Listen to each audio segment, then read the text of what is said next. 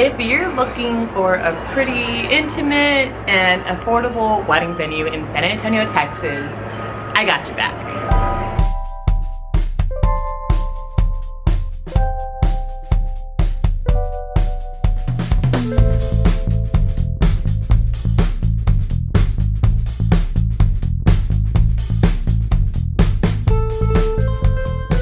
I want to say last month or so, we had the opportunity to tour the Guenther House in the beautiful, pretty much like downtown-ish San Antonio, Texas area, King William District.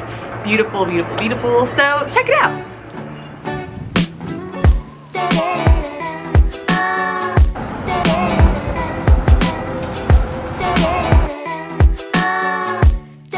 Oh, hello, sexy ass.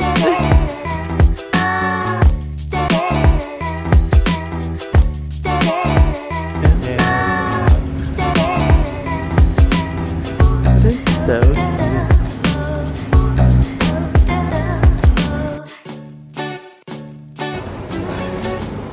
like, just look at how pretty it looks.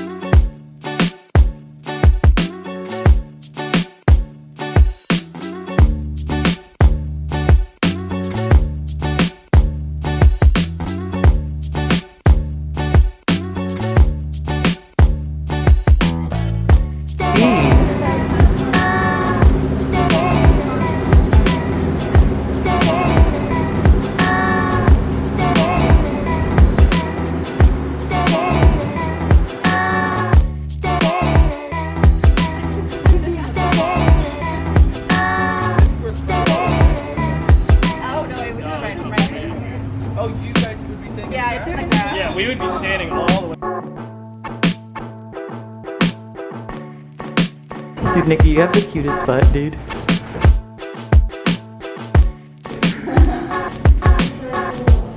Yeah, I never knew this was up here.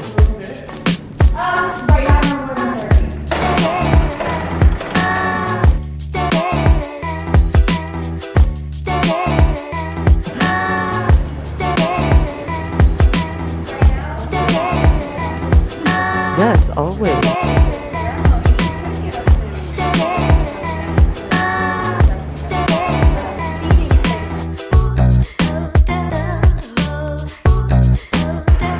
So keep in mind, my friends, this was a couple, maybe about a month ago or a couple of weeks ago, way before we finalized our wedding guest list.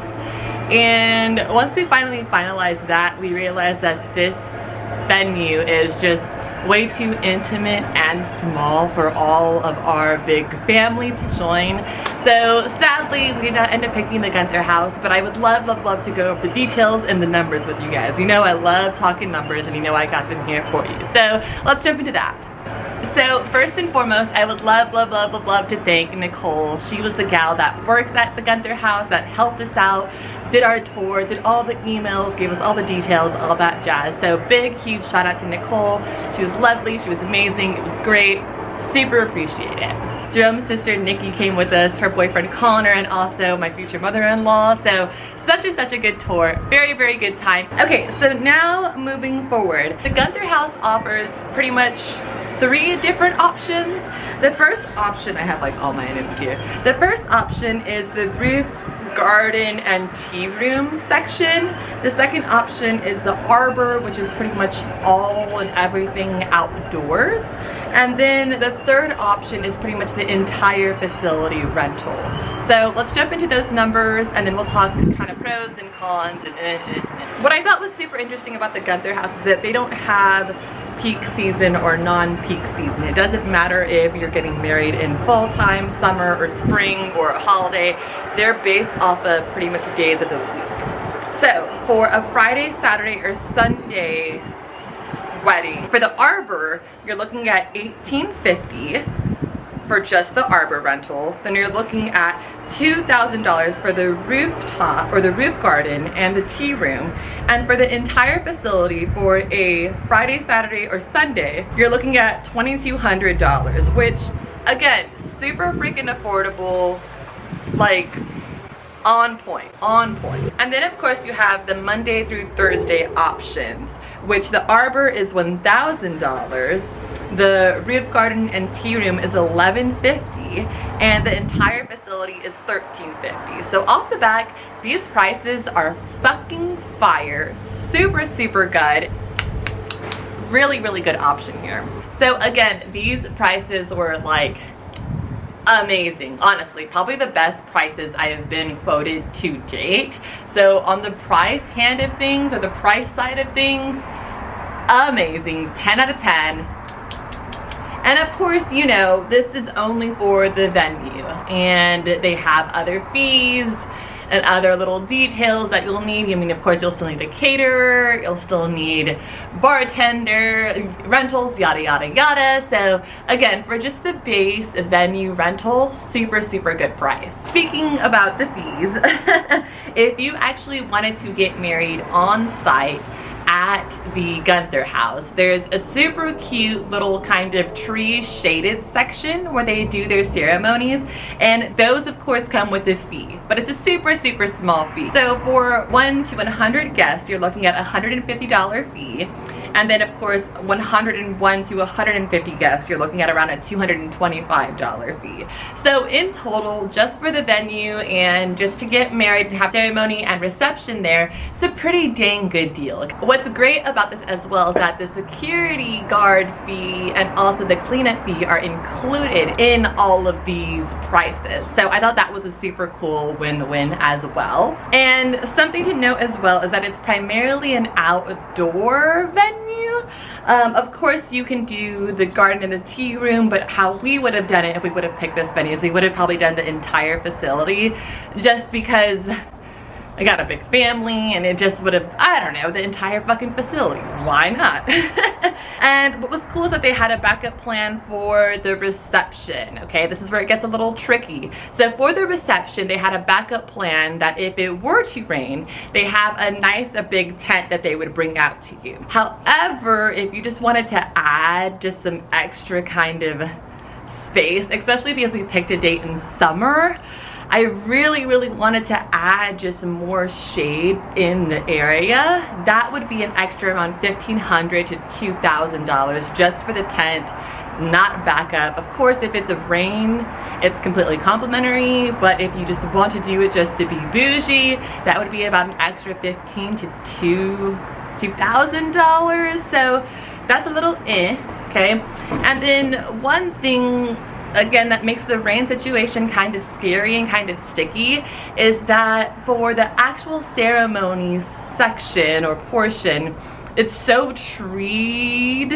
and shaded that there is no possible option for rain protection. So pretty much if it were to rain, you would have to sign a rain, pretty much a waiver disclosure saying it is what it is, which again is super fucking scary because you just don't know, especially whenever you're planning something so far ahead in time and it's all primarily an outdoor space.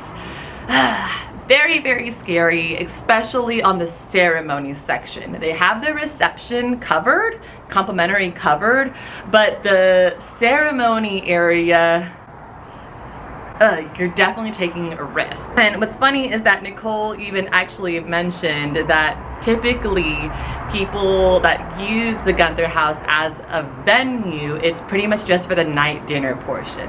A lot of people either get married at a church kind of downtown because it's super close by, and they kind of come to the venue for just the dinner dancing section. So that's definitely something to know and be definitely aware of. I think this is where we should talk about the cons and why we didn't pick this place. So the first and major con was that it was just way too dang small.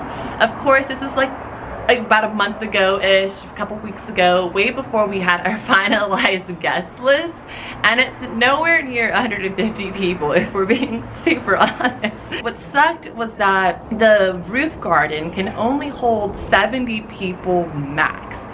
And I will say, I feel like they kind of inflated their numbers.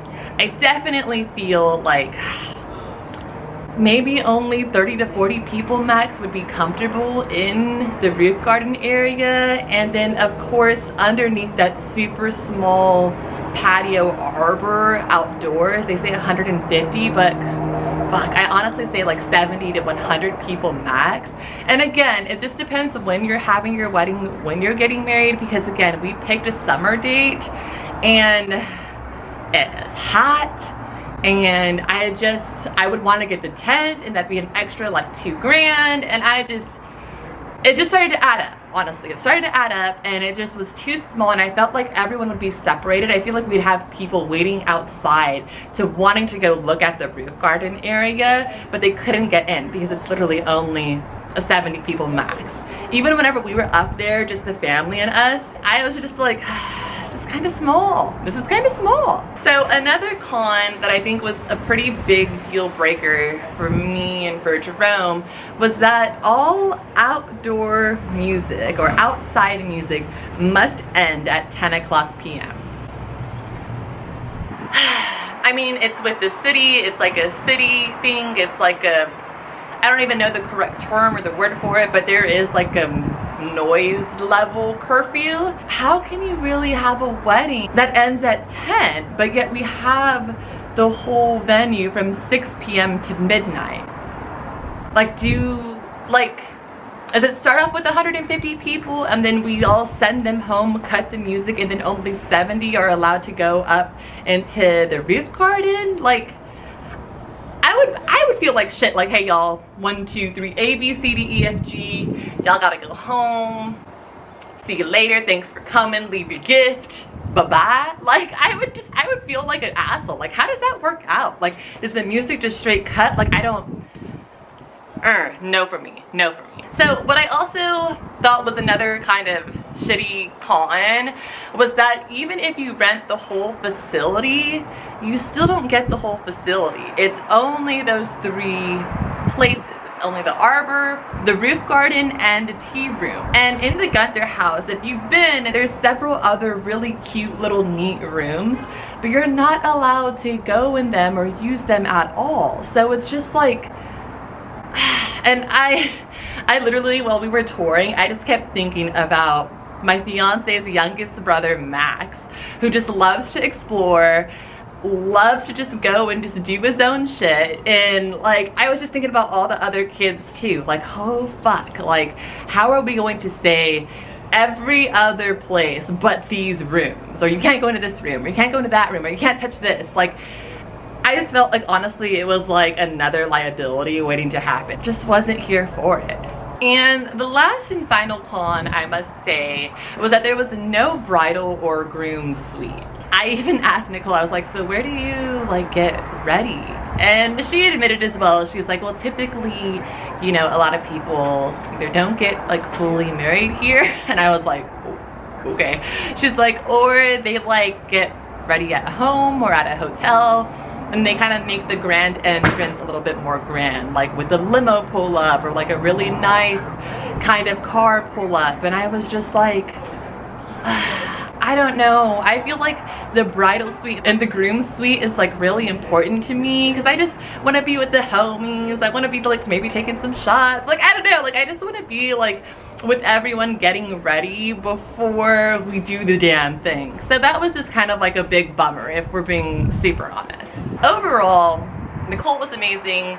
The Guenther house is just absolutely beautiful, extremely historic, very like San Antonio, but just too small. I think too many fucking regulations and like, you know. But what do you guys think? Have y'all ever been to the Guenther house? Have you ever eaten at the Guenther house? I love me some fucking Guenther house. But have y'all ever got married or been to an event there? Did y'all like it? Would you all get married here? Is this more your jazz than mine? I would love to know. I'm really, really enjoying this whole wedding planning process a little bit too much. I've got like a whole spiral of shit, a whole bunch of venues that we've toured and that I can't wait to share with you guys and talk about. But until then, I hope you'll have a great, great, great rest of your week, and yeah.